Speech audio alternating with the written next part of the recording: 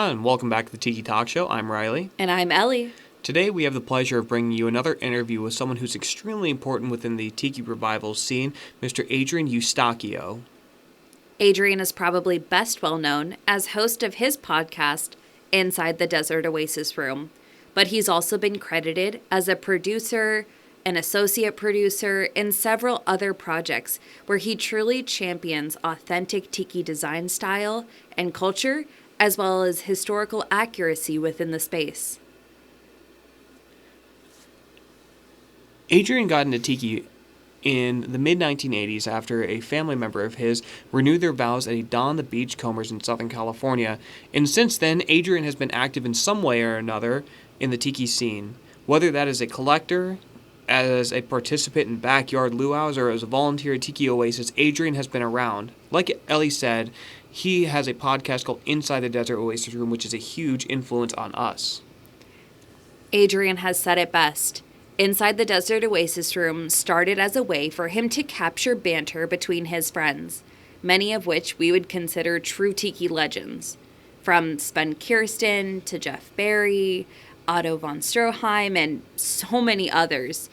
This podcast truly started as a way for Adrian to capture that friendship and Tiki love between his friends, and it's morphed into so much more over the years.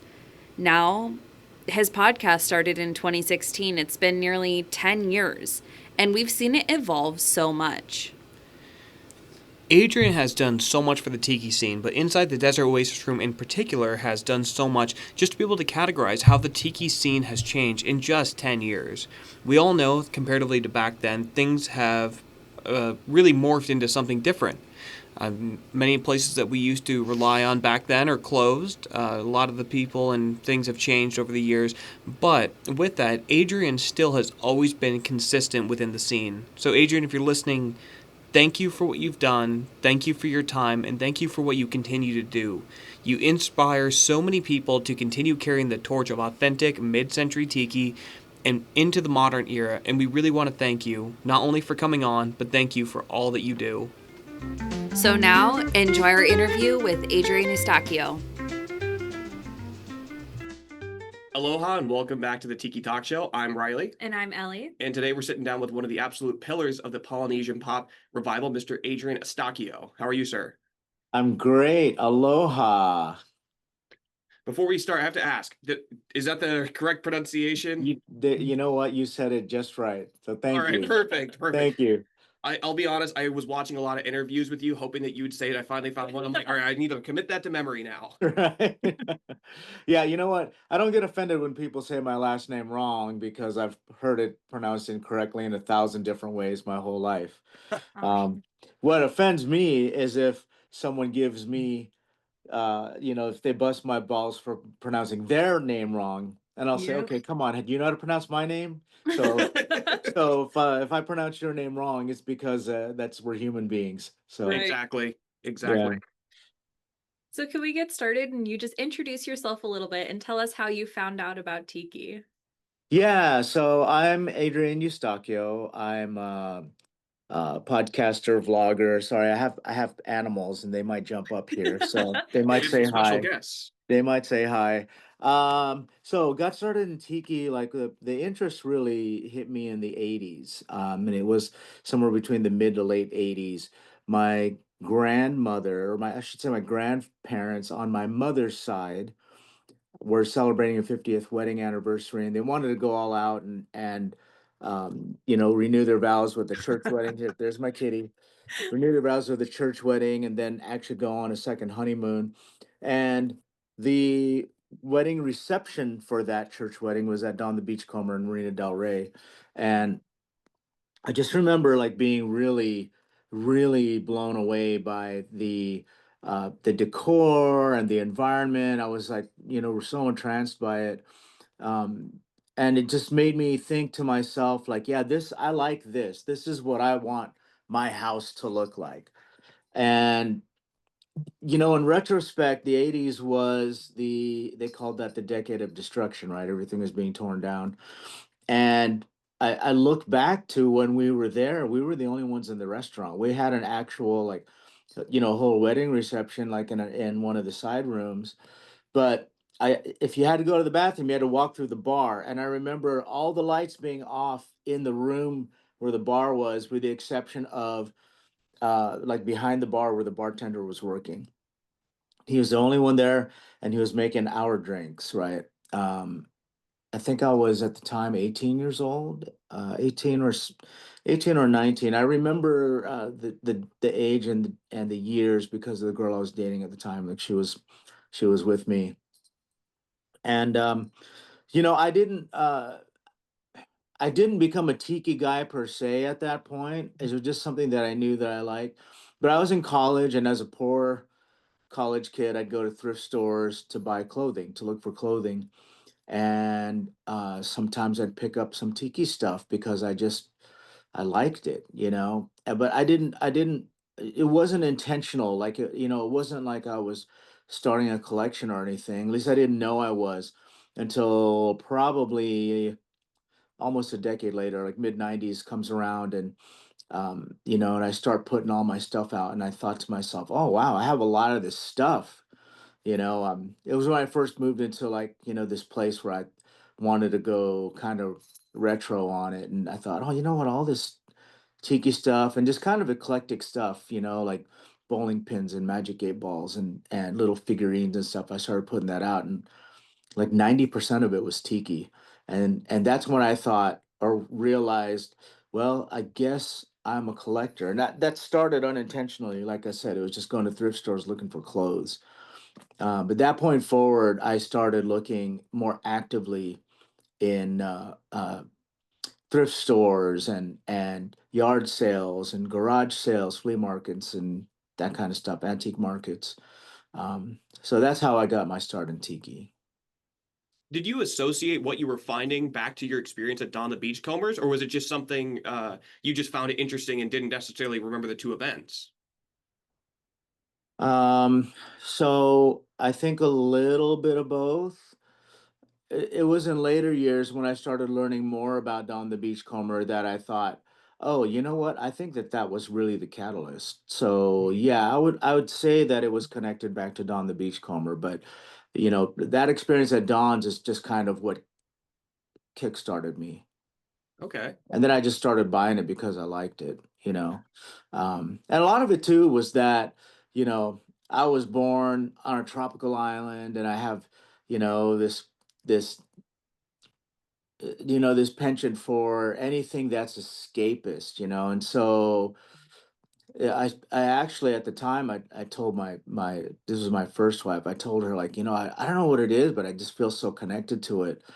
And then it was in later years where I started learning the history of, like, who the carvers were, and influences, and the original bartenders, and they're all from the Philippines, which was where I'm from, where I was born. And I thought, oh, well, then started to make sense to me. Yeah.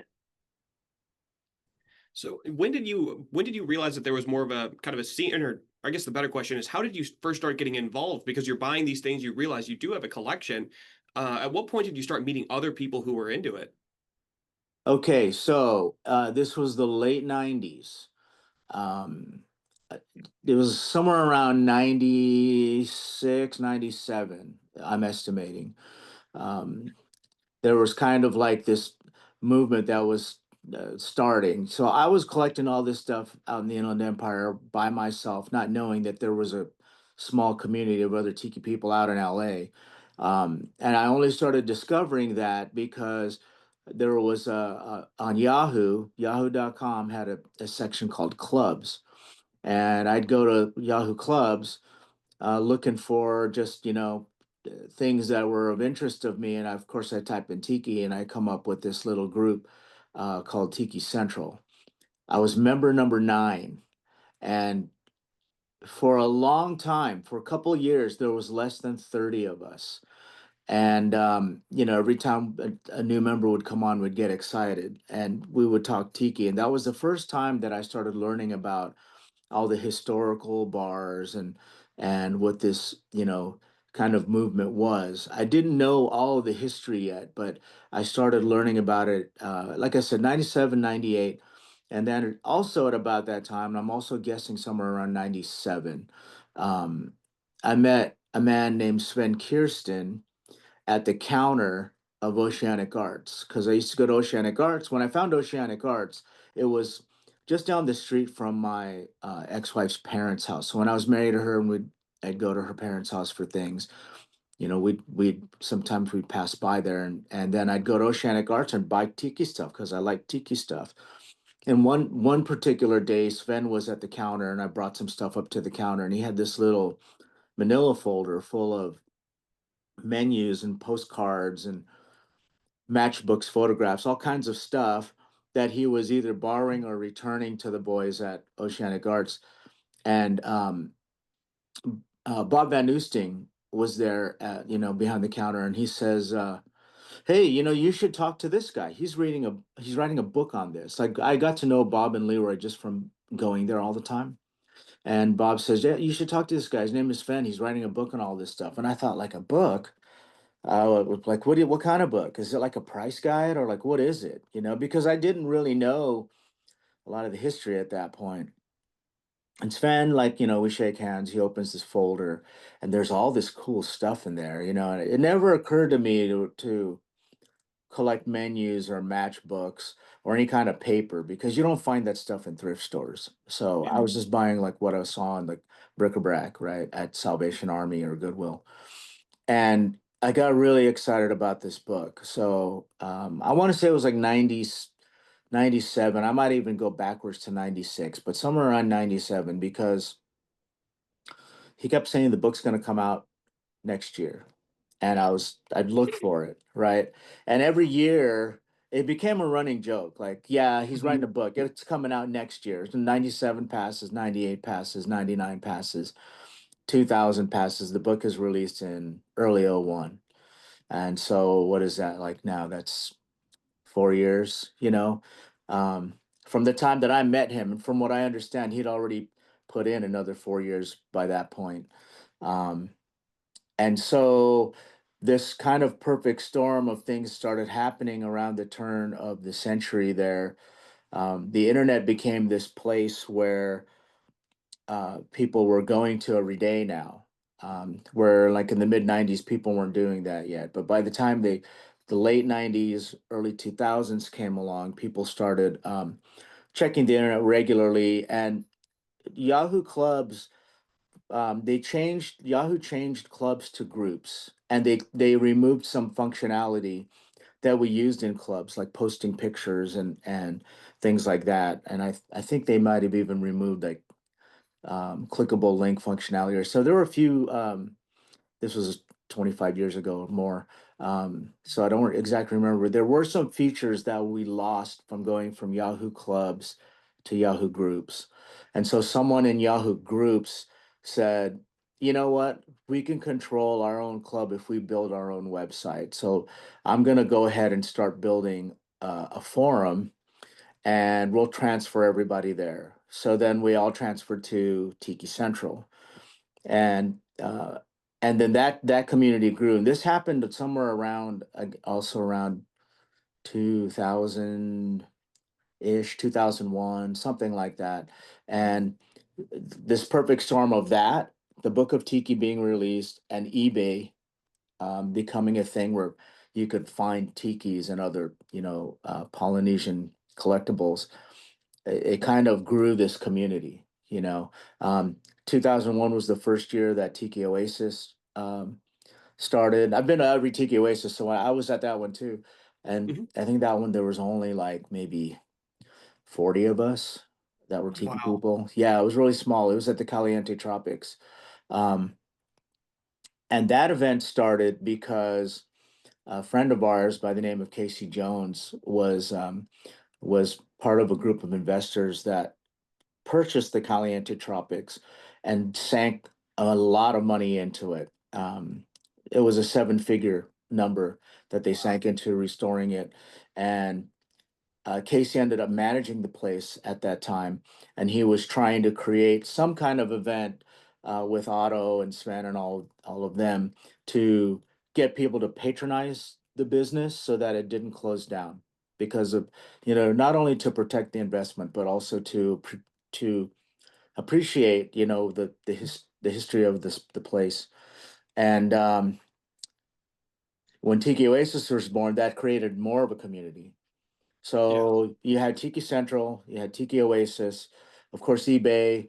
People were watching each other, you know, buy and bid on eBay.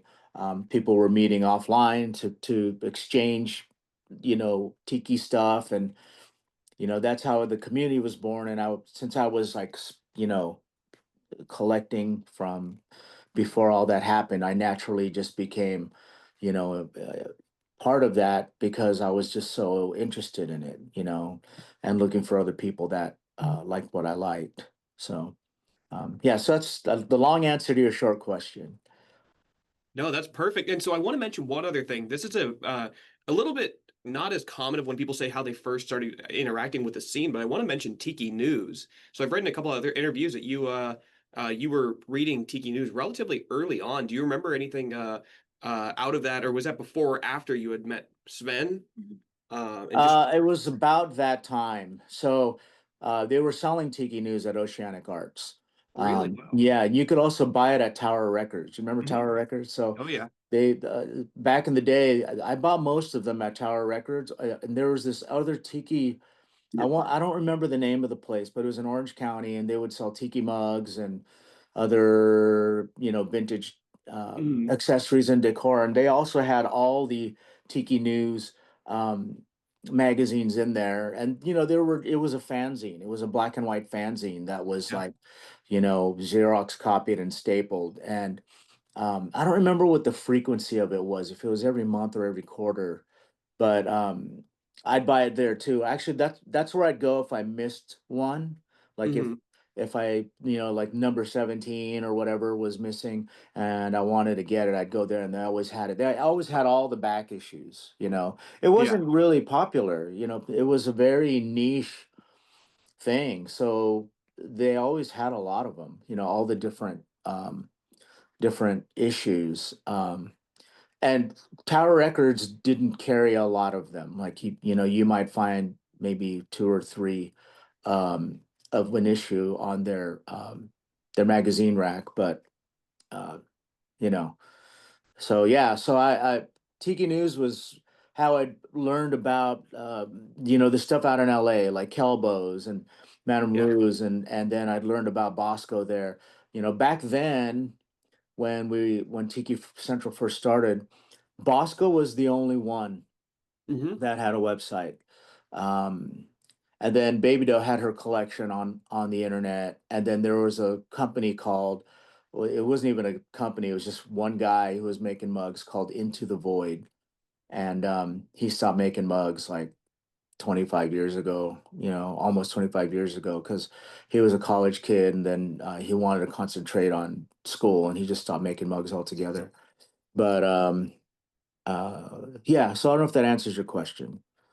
Yeah, absolutely. I mean, I think it's always very fascinating. Oh, looks like we have our guest is back. Yeah. Oh, this is another one. I have four of Oh, them. oh, So nice. yeah, yeah. So he likes climbing. He's like a mountain goat. He likes to climb. So I'd be he so he worried. I might. see those videos of cats, they like start pawing at something. I'd be worried it'd be Yeah. something like that one day and it just comes flying off. You know what? Believe it or not, I've never had. I've had cats my whole life, and I've had the Desert Oasis room for almost 20 years, and I've never had anything broken by one of my cats. And I have four cats in my house. Those are The great. only thing that was Yeah. ever broken in here was a lighting guy that came in with a photographer, and he was holding a light, and he swung this way or whichever way he swung, and the Oh back no. of the handle Yeah, knocked off and I'll show it to you.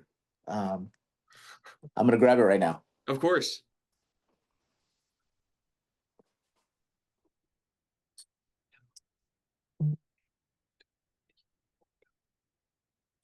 Okay, so You,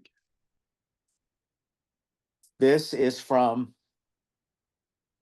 the luau. oh yeah. It's the only thing I've ever seen like this. Oh no. This is from the luau. You can see there, Yeah. right? And this is the lid. So I got like a coconut lid, right? Yeah. It was a sugar I think it was a sugar dispenser. Okay. And when he dropped it, so let's see here. The lid's okay, but see how it's chipped in here? Mm-hmm. Oh Two yeah. chips, and if I'm not holding it together, Oh no. it's so he said, and if you look at the bottom, you know it's from the luau because it says designed by Steve Crane. Yeah. Steve Crane on the luau, right? And I've never seen one before or since. And so he knocked it over and he said, "Oh, I'm so sorry. I'll get you another one. I'll replace it. I promise." And I said, "No, you're not. You're never gonna find one." I mean, Yeah. like, people saved tiki mugs because it was a souvenir that they drank out of, right? They'd steal them, or some places would include it with a drink. This was a sugar dispenser. Like, this Yeah. wasn't the kind of Right. stuff that people took home. And so it's one of my rarest pieces that guy, Ah, that's awful. yeah.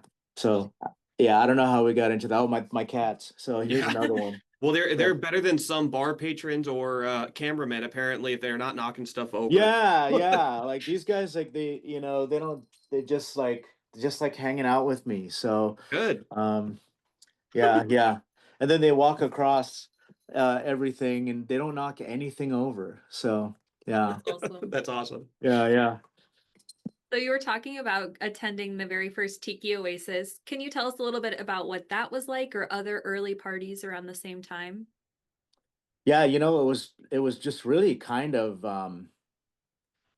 it was kind of a magical thing because it was the first time people started meeting each other face to face. Now, you got to remember back then when the internet was new, people were scared of it because, like, oh, you don't want to meet people from that. You don't know anything about them, and you don't want to put your real name out there. You don't want people to like, you know, start stalking you or start like, whatever it was, right? It was a scary thing. But then, you go out to Tiki Oasis and like, people just started introducing themselves to each other and then inviting you to their room and saying like, "Hey, I'll make you a drink," And back then there wasn't any like booked entertainment, or there was no symposiums or none of that. It was just like Yeah. everybody went to the hotel that one weekend, and we all booked at the hotel at the same time. There were musicians that came, they'd bring their ukuleles or their guitars or whatever, and they'd end up bringing that to a room, and then they'd play music, in a room. That was the beginning of the room party. Um, People would, and this was also like pre-tiki tropical craft cocktail movement. So people would, a lot of the drinks were kind of crappy, because that wasn't really the thing, but Yeah. people would try that. I mean, Beach Bum he had his grog log. I don't know if it was still the Xerox copy one back then, because back in the 90s, he had a Xerox copy one Yeah.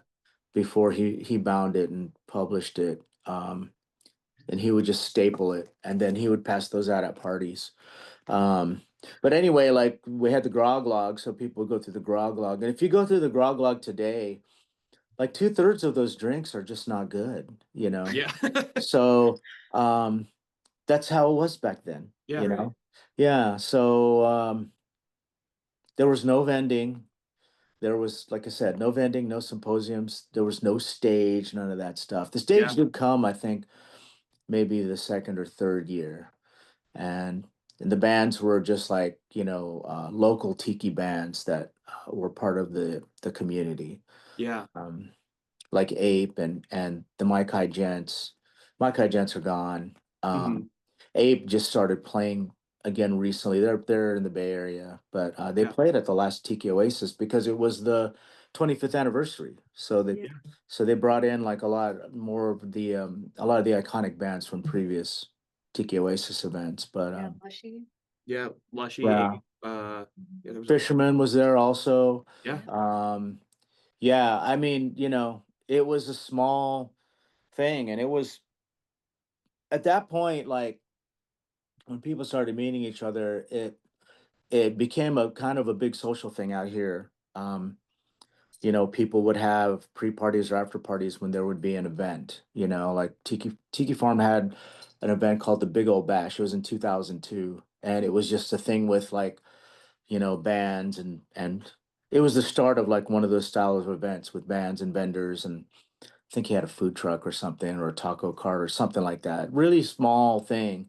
Yeah. Um, and a friend of ours, his name is Al Nepper. He had a pre-party at his home bar was called the Lagoon Room. The whole house was decked out Wow. tiki, and just like your room and my room, it was all the Yeah. whole house, the kitchen, the living room, the bedrooms, the whole house was decked out like that. And he had a pre-party, and he posted that on Tiki Central, and then I met even more people, and then we all have drinks there. Then we go to the Big Old Bash, and then I meet even more people, and it's just what became the start of this community becoming like, a thing, Yeah. So yeah, Well, I mean, correct me if I'm wrong. It sounds like in those early days of Tiki Oasis and Tiki Central, it was all about just the community. You knew everybody, or at least knew of everybody. You're not far away from any one person or another. And so it kind of grew very much in a natural way in those early days, if I'm hearing that it correctly. did. It did. I, I, when people ask me about it, I call it the honeymoon period Yeah. because it was before Tiki drama, right? It was before Yeah. people like started button heads, and then before, personality clashes, and before, you know, I don't know, like this person did this to me or this person did that to me, and I'm not talking to them anymore, and F this guy, F that guy, whatever. So it's Yeah. before all of that. Like nobody knew each other, so it was the honeymoon period. Everybody was just starting to learn about each other. And the historical aspect was still very much the backbone of what we were trying to do. We were all trying to replicate Don and Vic. So Clown Tiki didn't exist yet, and Yeah. Devolution didn't exist yet, which, history just has repeated itself, obviously. Like there is Devolution and Tiki these days, there's so Yes. many arguments about that's not Tiki. But at that time, that was never a thing because everyone was trying to be authentic to what mid-century Tiki was. And so yeah, it was a honeymoon period. It was a different time, and there was I mean, like, I'm not gonna say it was more of a community because there's a huge community now. Yeah. It wasn't as divided. So Definitely. I think right now, I think other than maybe, I think Tiki Central is still one of those last vestiges that everyone's kind of on the same page. But you go into any Facebook group or really any social media, what somebody's definition of it is it can be contentious, even if it is, 20 years ago, it could have been the most boilerplate opinion imaginable. yeah, I mean, like, because I've been in it as long as I have, I've been called gatekeeper, elitist, all that stuff, and they call me that in a derogatory way, and I find it ironic because in the beginning, everyone was passionate about keeping things authentic. Like Oceanic Arts even said that they said, every carving we do, we try to make it as authentic as possible to what you'd find in Polynesia. And like these days, people don't care about authenticity at all. And if you bark if you say anything about authenticity, you're considered a bad guy. Yeah. And I say I don't want to get into it too much, but if everything's tiki, then nothing's tiki, right? Exactly. And when you use the argument that tiki is a mindset, it's what you want it to be. You Yeah. know, look, It's all made up anyway. So, I'm a married man, but in yeah. my mind, I'm single, so I'm ready to mingle. Like I don't think my wife would think that it's whatever I want it to be or whatever I think it is. Yeah. No, I mean, like I'm married. You know what I'm saying? Like, she would completely disagree with me on that, and so I look at Tiki the same way. When you define something, you know, if it's if you remove those barriers of what's it's been defined, then there's no definition for it now. It's Yeah. it's anything now. Yeah. I And I think that, do believe like there's a place for, I'm gonna say gatekeeping or whatever. Like I mean authenticity. Without authenticity, we're just swimming in mediocrity. yeah. Thankfully there are people like like the Martin Cates and the Jeff Berrys and the people that are passionate about keeping it authentic and that appreciating the value and history and contribution that the original mid-century tiki establishments brought to us, or else everything would be an island. Yeah. So, Yeah. Yeah. yeah. Yeah, people argue it's all made up anyway. It's every genre is made up, but this one, it just happens to be a lot cooler than a lot of the rest. So Yeah. Yeah. for the Well, record, I do not agree with that argument that it's just made up anyway, but yeah. gotta say, Well, I mean, yeah, yeah, to an extent, but we could talk about this all day, and I just, we yeah. could. Ellie, you had a question, sorry. No, it's all good. So you were talking a little bit about how the group moved to Tiki Central then, and Yeah. you got back a lot of those functions that you wanted, like sharing images and links and everything else. How did those like real-time discoveries from everybody really contribute to the overall community?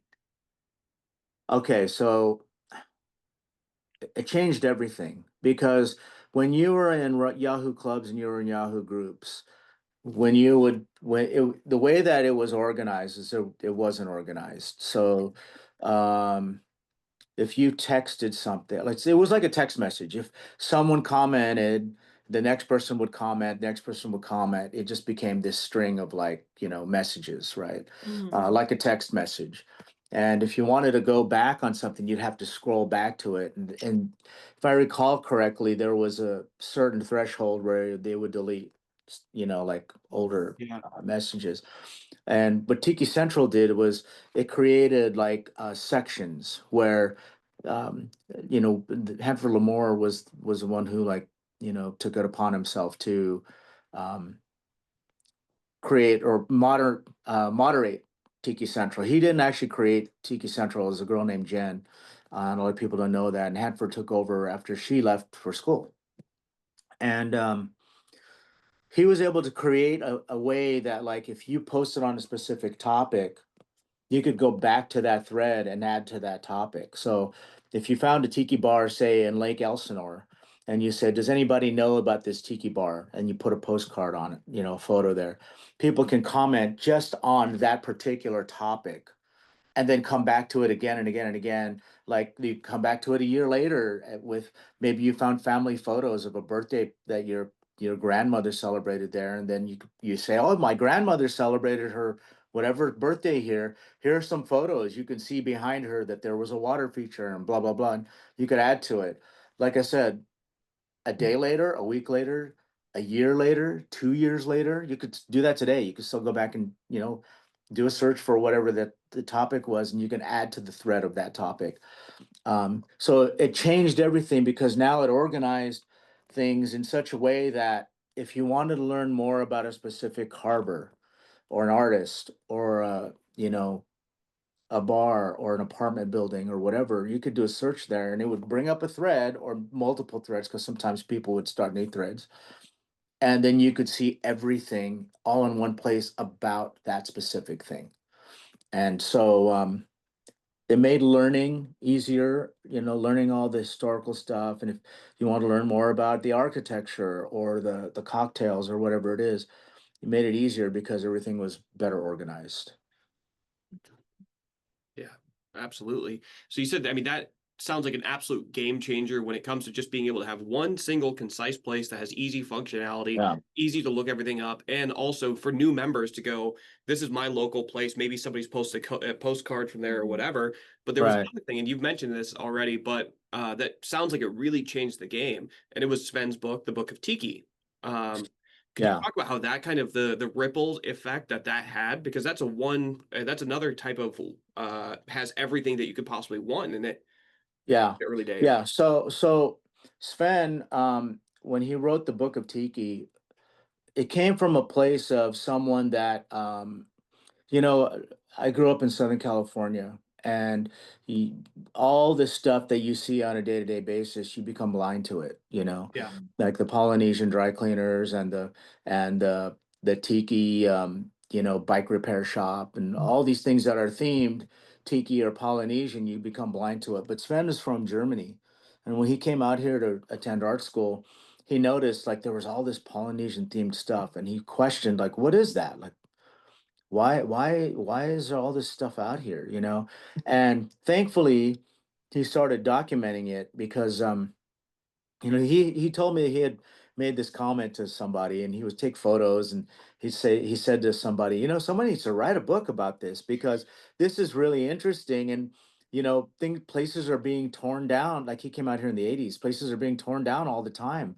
This Mhm. stuff should be documented before it's all gone, because no one cared about it, right? The 80s was the Miami Vice decade. We went from, the nautical restaurant, the tiki restaurant, to like some neon monstrosity, and he started, documenting everything himself, and realized that if anyone was going to write a book about it, it was going to have to be him, because no one else was as knowledgeable on the subject. They just weren't as passionate as he was about the history and documenting everything.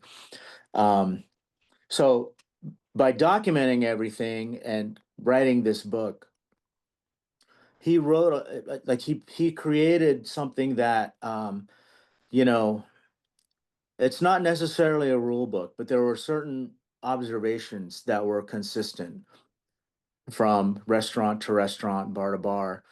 The no TVs, no windows, no clocks, that kind of thing.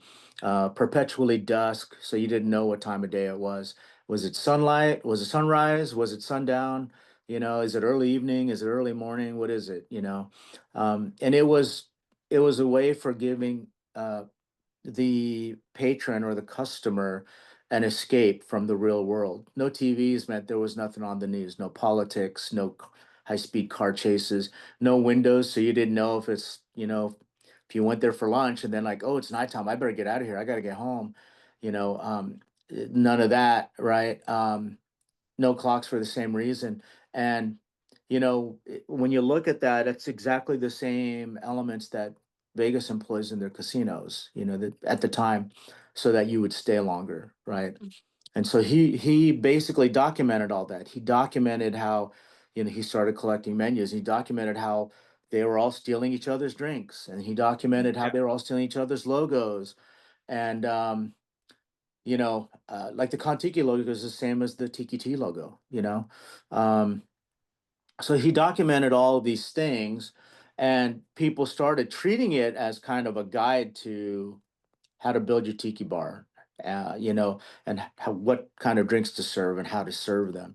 So, and we still do that today, right? I mean, like, that's how influential it was. So yeah, big influence. Um, and I wish there was, like, he didn't put everything in there, but he did with later books. Yeah. He has several other books. So um, yeah, So I have a quick question. I've yeah. heard you talk a few times about it, but you have a very, very special copy of the Book of Tiki that is Oh an yeah, early one, right? yeah, Want to talk yeah. about that kind of briefly and explaining what it is? Absolutely. I'm gonna go get it so that you can Thank you. look along while I'm doing that. So back then, the Book of Tiki was not very well known, Yeah. and this book was also something you could buy at Tower Records. Um, I think I bought this book at Oceanic Arts, but then you'd see it everywhere. You'd see it at Tower Records. You'd see it at, um, like Amoeba, or Hmm. Wacko would have it. Um, so anyway, this book, when it first came out, I didn't know it was going to be this collectible, Yeah. thing.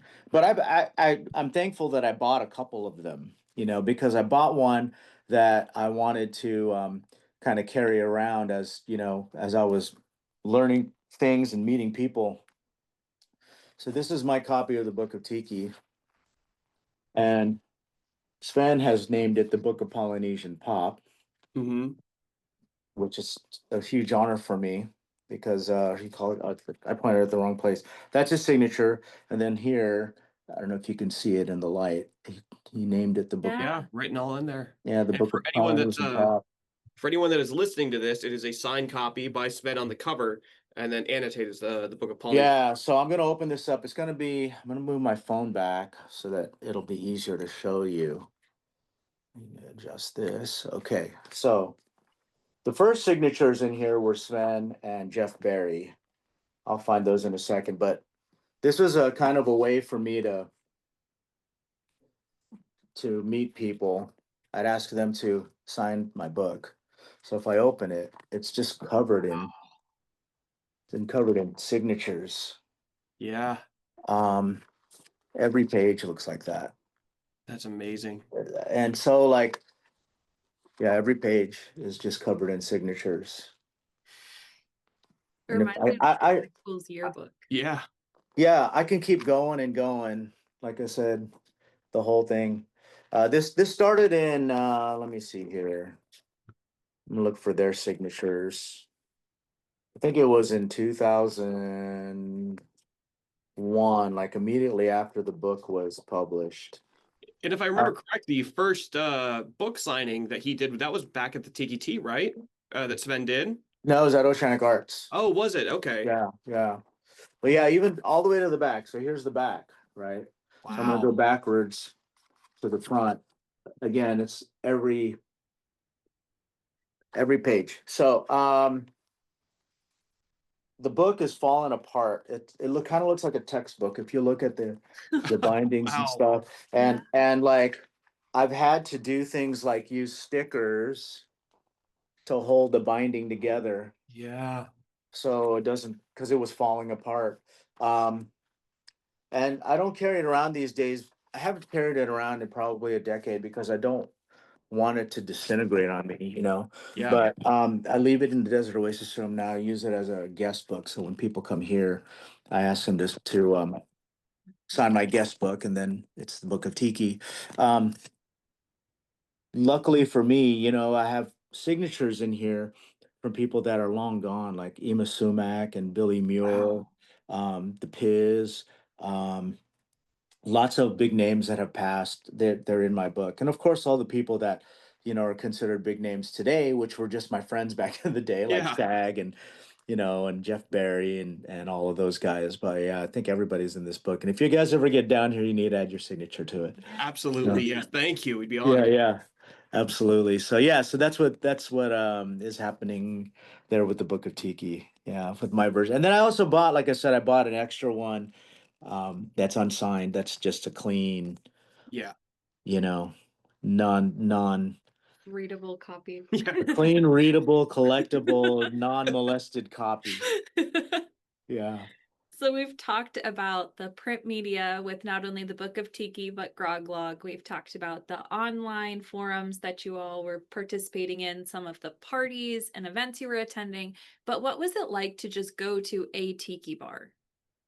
Do you remember going to any tiki bars in the early days? Oh, absolutely. So these days, and we talked about the craft cocktail stuff. These days, um, so the drinks are pretty good. Like some places are really excellent, and even today, some of the places where they're known for not really having the best drinks were still better than what it was like back then.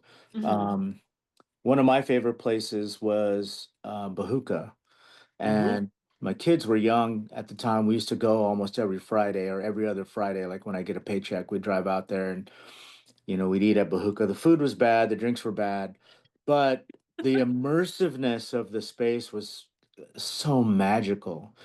And I miss it so much. It's one of the places that, did everything the way that you want to have it done, right? Dark corners and aquariums in your booth and just so immersive. You forgot that you're on Rosemead Boulevard in the San Gabriel Valley. You were transported to some place. And they'd light everything on fire, or anything on fire. Like if you asked them to light your salad on fire, they'd light it on fire. Um, and that's part of why my kids like going there is because they'd get these punch bowls and they'd light them on fire for the kids. Um, we celebrate birthdays there, graduations there. It was a very special place. Um, but yeah, we weren't as picky back then about the cocktails. We'd go and, you know, we just enjoy ourselves. A lot of that is because we just didn't have a lot of tiki bars to pick from. Yeah. So if you had one to go to and enjoy, we would go and enjoy it, you know. Um, these days, we're so spoiled by how much we know that I think it's to our detriment, especially to a new bar owner.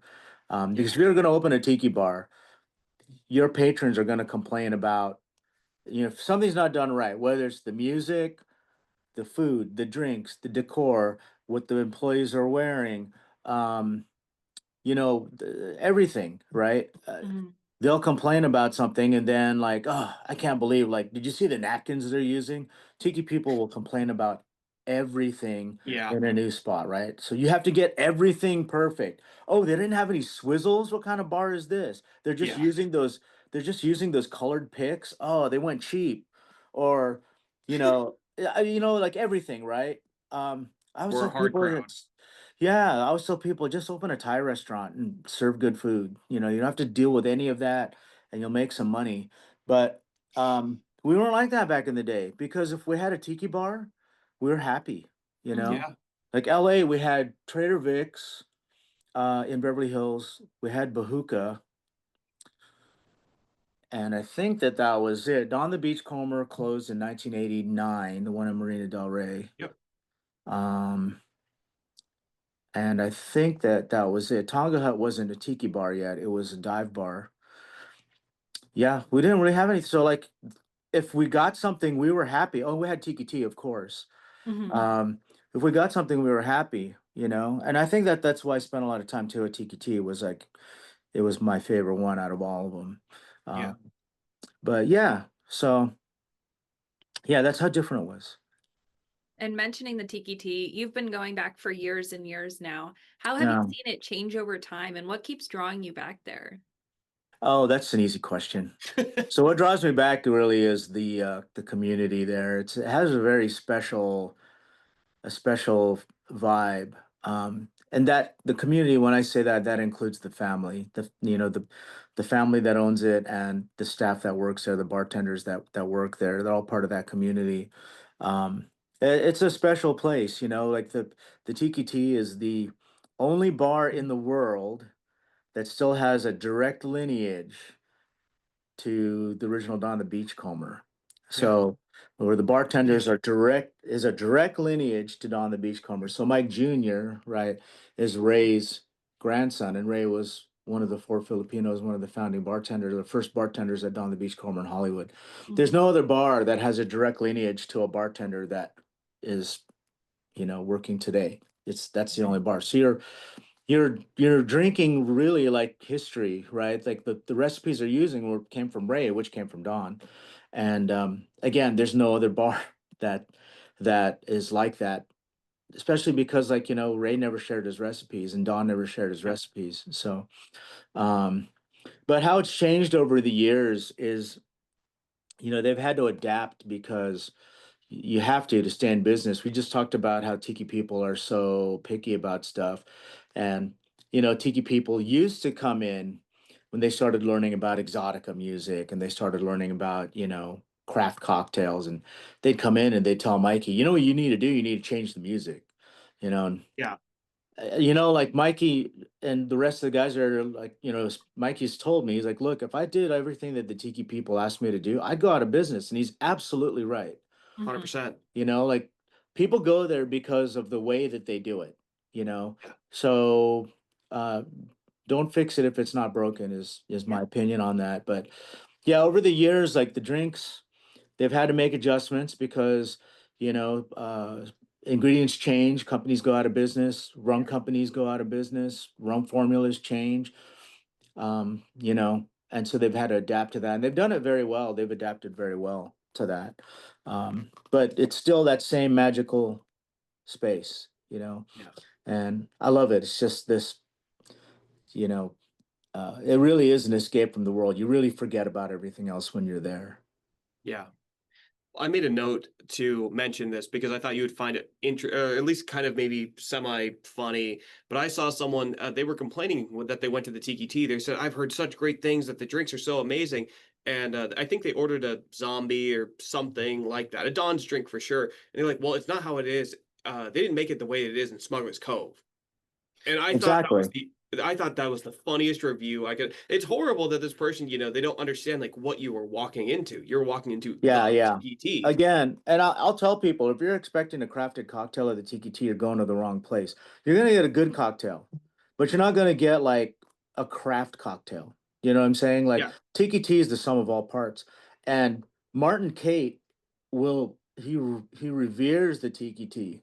Yeah. yeah, And so he's like a very knowledgeable, very skilled bartender and business owner, and his cocktails are some of the best in the world, you know. But he understands that there's a certain, Tiki Tea is what it is. There's a certain magic to it, and yeah, I say that to people, like know what you're walking into, like and adjust your expectations accordingly, right? Like I've seen people post a picture of a Mai Tai in one of those tiki recipe groups and say, "Oh, I went to Applebee's and look what they served me for a Mai Tai." And I'm Well, like, they're not the asshole. You are the asshole yeah. because you are at Applebee's. What are you expecting from Applebee's? Are you expecting a VIX 44 Mai Tai? That right. is an unreasonable expectation. So, know what you're walking into and adjust your expectations accordingly. When you walk into the Tiki Tea and you know the history and like the meaning and all of that stuff, and they make good drinks. They're not crafted cocktails, but the drinks are still very enjoyable. They Right. are. Yeah, I I mean, mean, you like, point me to a tiki cocktail that's better than a Ray's Mistake. Like, I'd be hard pressed to you find know otherwise. what? It's hard when people ask me what my favorite drink is. It's hard to not say Ray's Mistake Hmm. because the first time I had a Ray's Mistake, I remember thinking like, oh my God, this is like the best thing I've ever tasted. Yeah, It still tastes about the same, but it's a like a hair different because the ingredients again, like certain brands that they were using in their mix or whatever don't exist anymore. But yeah, I mean like the story, like the not only like the flavor and the balance and the history of the place that it's served at, but the story of the drink, yeah, everything about it. I'd be hard pressed to say that my favorite drink is, you know, something else. But I do enjoy other cocktails, yeah, But people ask me what's your favorite drink, and I always say, yeah, like it's got to say the Ray's Mistake, you know. yeah. I Thousands of mean, people around the world are trying to reverse engineer that drink. There's a whole yeah, thread on Tiki Central yes, where people are trying to reverse engineer that drink. Everybody's throwing in their recipe. Like I said, you can go to one same place and add to this thread, Hmm. and you can go to that thread, and it's I don't know how many pages long. And I counted the recipes. There's almost 80 recipes or something from different wow, people trying to reverse engineer it, and you know and if you think you found the recipe online, that's not a raised mistake because there's people, oh yeah, it's online, I'm making them at yeah. home. It's like, no, that's not a raised mistake. Yeah. If So you can't answer this question, that is fine. But do you know the recipe? um I will plead the fifth on that. Very well. All right. Okay. So yeah, like we said, you've been going to Tiki Tea for a long time. You've met a lot of Yeah. people there. You met a lot of people at Tiki Oasis. You've met a lot of people just being into Tiki in general. And with that, you took all the people that you've met and then started interviewing them. We take a lot of inspiration from you on your podcast, which Oh, is thank you. Inside the Desert Oasis Room. When we Thank were you. considering doing a podcast, I mean, the only one that came to mind that we wanted to make sure that we were kind of maybe staying outside the lane of was was yours because Yeah. you've talked to so many amazing people. So you started that Oh, in about 2016, later 2016. 2016, What October drove 2016. what drove you to do that and how has it changed over the years? Great question. So I had a job in tech, and when I would commute to my job, I would listen to podcasts. I just got tired of like regular radio because you have a program director that dictates what they're going to feed you, and every radio station sounded the same.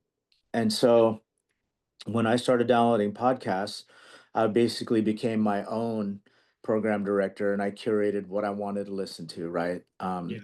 And when that started becoming like a prolific thing, I thought to myself, I want to maybe try this because there are so many interesting stories in Tiki that, that weren't documented. Like in the Book of Tiki, like there's nothing in there about Jeff Berry's background. There's nothing in there about, the history of this or the history of that. There's just so much, so rich.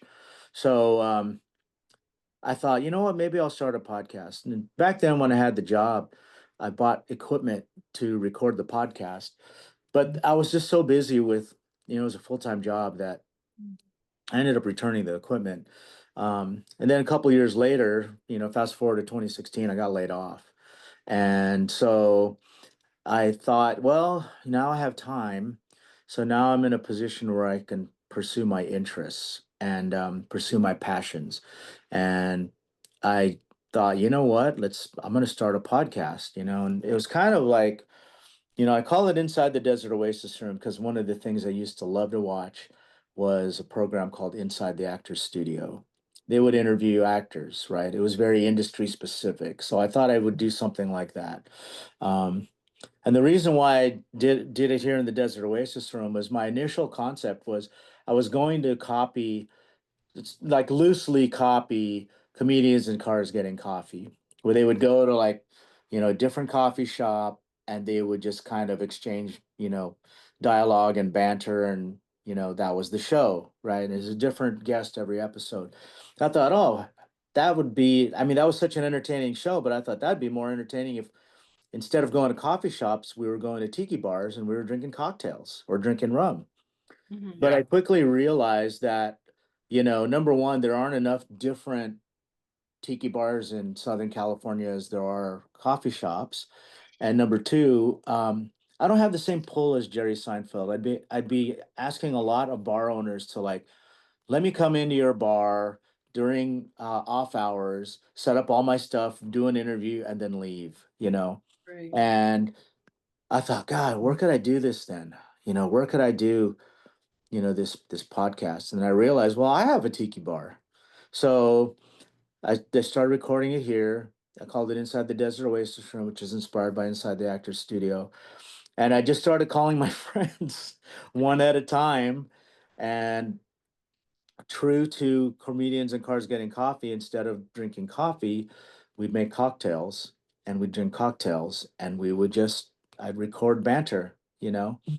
and that's how I got started. And the way that it's changed over the years is um, I would say that pandemic changed it a lot. As I would go to people sometimes, or they would come here, and then we were supposed to do that social distancing, and we were all like sheltering in place. I started doing things more online, like what you guys are doing, Yeah. and it made me able to talk to people like all over the world. So during pandemic, if you look at that, I called it the COVID Chronicles. That series, I talked to people in Germany, Australia, like all over the world. Mhm. And then I started doing video just because like I had all this time. And I avoided doing video back then in 2016. Like I picked up Tandawai Rum as a sponsor and they wanted me to do video. They kept saying like, "Oh, yeah, you go to all these like visually rich environments. You should be videotaping that." And I resisted it because I knew it was going to be more work, like triple times the work for editing, and they weren't going to triple my agreement. They were still going to pay me the same. Mhm. So I thought like, yeah, I know what you're trying to do. You're trying to get more out of me, for less money. So I didn't. And I have regrets about that. I should have started in 2016, but I started when I did and Yeah. yeah, yeah. And so doing the same thing, like it's more of a lifestyle thing. It's basically a peek into uh, the tiki subculture and some of the stupid stuff that I do, because it's not all tiki stuff. But Yeah. You have a yeah, couple of great videos on cars. I remember we talked about yeah, that too. yeah, Yeah. yeah, because I like cars. I'm in a car club, and I go to car shows. I like old VWs. I go to car shows with Yeah. old VWs, and they do like these custom car meetups, car club meetups near my house at the In-N-Out Burger. Like, I filmed that. I haven't edited that yet, but you know, like yesterday, I was at the Filipino Heritage Festival in San Pedro. I filmed that. And then immediately afterwards, I went to Old Tony's on the Pier, filmed that. So I don't release everything that I film, but I film it, Yeah. and I Mhm. have it. So yeah. So we talked a little bit about how Tiki has changed over the years. So I have a kind of a two-part question. I think the first one will be hopefully quick. So we talked about how maybe the Tiki can be anything; it's all made up anyways. We talked about that, but I'd be curious to find out, when did you think that kind of started? And then the second half of this is, what do you think Tiki's future looks like? Okay. So when things started changing, um, I don't know if I want to say this out loud. There are there are certain things that started to penetrate the subculture, Mhm. and that influenced the people in the subculture. That influenced people like you and me that enjoy the subculture, and it started blurring the lines of authenticity. And because these things that were, penetrating the culture you know, um, were the tools of like, or the products or of like specific companies, they were able to penetrate the audience very effectively. And then now, like, you know it's gone to the point where authenticity is no longer, even thought about. And if you mention it, you'll get like really kind of, scorned. So Yeah, I'll tell you after this what I'm talking about and who I'm talking about, and, yeah, because I really don't want to defame anybody of here. course. Yeah, Um, but and what I think about Tiki for the future, I think that a couple of things. So, history has repeated itself, which it tends to sometimes do. yeah, And Tiki's devolved just like it did in the 80s. Mhm. yeah, Um, 100%. The difference between then and now, though, is I don't think that we're going to lose everything like we did then. I think that it has a stronger foothold today. And unfortunately, I think the devolution is going to be more accepted than it was before. Um, and but I also see a movement of people that are starting to say, you know what, like, I want to go back to the roots. I want to go back to what was authentic, right? Authentic, people are going to argue with me that authentic, it's not authentic, it's all Yeah, made up. But there was an authenticity to mid-century tiki. There was 100%. an authenticity to that. And there are people that are opening businesses that are um, trying to lean that direction. There are people that are even going as farther back than, they're going back pre-tiki. They're going back to when Dawn first opened up, and it was pre-tiki, and there were no tikis in Yeah, there yet. So, people are embracing that authenticity again. I think it's just going to end up coexisting. Unfortunately, like a devolved bar and an authentic bar, but also I think people are smart enough to recognize that. Something that I heard once is that people may not know what's authentic, but they will know what's cheap. People may not know authenticity, but they can spot cheap.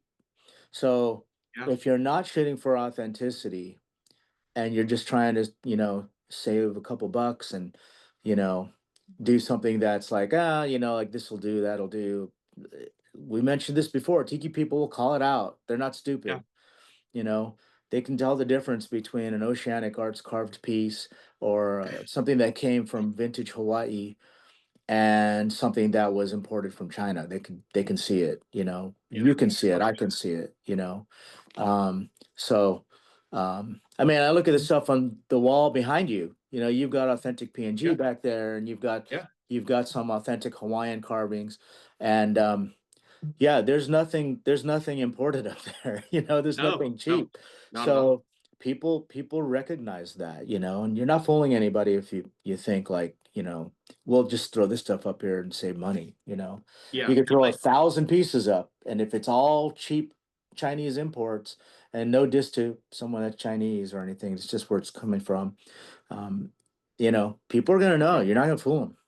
Mhm. I've said this quite a bit, and I know this is a kind of one of my more controversial statements, but it's like I think Tiki right now has a lot of fair-weathered friends. I think it is in the fact, Yeah, it is in the interest, but the people that are going to be very devout are going to be the ones who follow the Tiki Teas and the Smuggler Coves and yeah.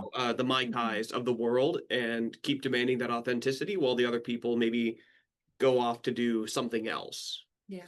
I think you're absolutely right about that, because a lot of what's devolved is people just trying to capitalize on, I don't know if it's a trend, whatever it is, right? They're just Yeah, trying to strike while the iron's hot and make money from this thing that seems to be popular at the moment. yeah, Um, and so, yeah, that's your fair weather friend, right? And without naming names on some of the bars, it's why they don't have the same reputation as a Smuggler's Cove or a Mai Kai or a False Idol or Tiki T, Mhm. Um, so yeah, people aren't stupid. They're actually savvy about that. yeah. And what's next for you inside the Desert Oasis room? And what do we have to look? Yeah. Yeah. Well, I'm just chugging along. I enjoy doing what I'm doing. I'm getting more involved with like professional documentaries. Yeah. So I've lent a hand in. I'm one of the producers on the Dawn of Tiki, and I've lent a hand as a producer on a few other documentaries in the past. One's called A Rum Story, Yeah. um, and let me think of some of the other ones. And been featured in a few.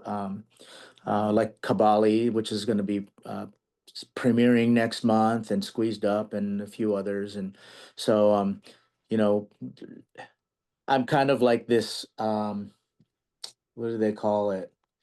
Um, I didn't go to film school, so Yeah. like, I'm like trying to fake it till I make it kind of thing. Yeah. But I am still doing YouTube. I really kind of want to step away from that a little bit, because YouTube's algorithm has a way of burning people out, Yeah. and it's really tough to stay on top of it. The algorithm, you're just chasing your tail if you're chasing the algorithm.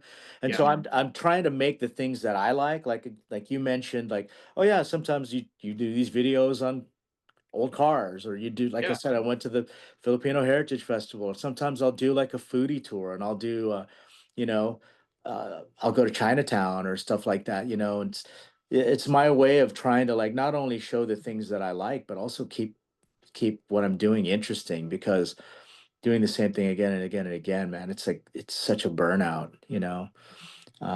So yeah, so that's kind of, I don't know if that answers your question, but Yeah. Yeah. yeah. Yeah, trying to step out of the box a little bit. Awesome. Well, thank you so much for joining us. It's been a really great conversation. We really Absolutely. I appreciate you guys thinking of me. And I yeah. appreciate you guys It'd be listening to the podcast. it'd be hard to think of the Tiki revival without thinking of you. Yes. Oh, That's for thank you. sure. Thank you. Awesome. Thank you. Yeah. I'm honored to be on the show. Thank you. Thank you. All right. Aloha, everybody. Aloha. Thank you, everyone, for tuning in, and thank you again, Adrian, for sitting down with us, giving your time, telling your story. We really appreciate it, and again, we really appreciate all that you've done for the Tiki scene. You've been there since almost the beginning of the revival, and we really cannot thank you enough for all that you've done and all that you continue to do. Yeah, thank you again to everyone for joining us on this week's episode. We also hope that you enjoyed the first episode on Riley's new show, Tiki Today. For the next episode, I'll be joining him as we give a little update of what we've been up to lately. Things from Tiki Oasis to solo trips Riley's taken. It'll be a lot of photos, a lot of storytelling, and a really good time just sharing the Tiki fun that we've had. Yeah, like Ellie said, it's been a lot of fun that we've been up to. I think we've traveled at least over a couple thousand miles over the last few months. Yes. And have just had a lot of great times. We always say that we don't want to make ourselves the center point of the show, but Tiki Today, like I said, it's going to be a very varied episodes from one to another about either what we've been up to, different groups, people that we're engaging with, whatever it may be. We're happy to bring it to you. So make sure you check that out here soon. You can find that on YouTube at Tiki Today. You can find this show on Instagram at the Tiki Talk Show or Kona Cove _home tiki bar. You can also find our link tree, everything linked down in the show notes below, where you can find us on YouTube, wherever you get your podcasts, and connect with us on Instagram and Facebook. Of course, we'll also have Adrian's things linked down below. On Instagram, he's at Polynesian Pop, and you can find him on YouTube at Inside the Desert Oasis Room. Again, one more time, thank you, Adrian. Thank you for what you've done. You continue to inspire us for what we do, and it really was a pleasure and an honor talking to you. So if anyone has not checked out his podcast, go do it. He has hundreds of episodes. Go check out his YouTube channel. He has so much to cover, and thank you for tuning in again. It's been great talking to you. We hope to talk to you again soon, but until then, aloha. Bye.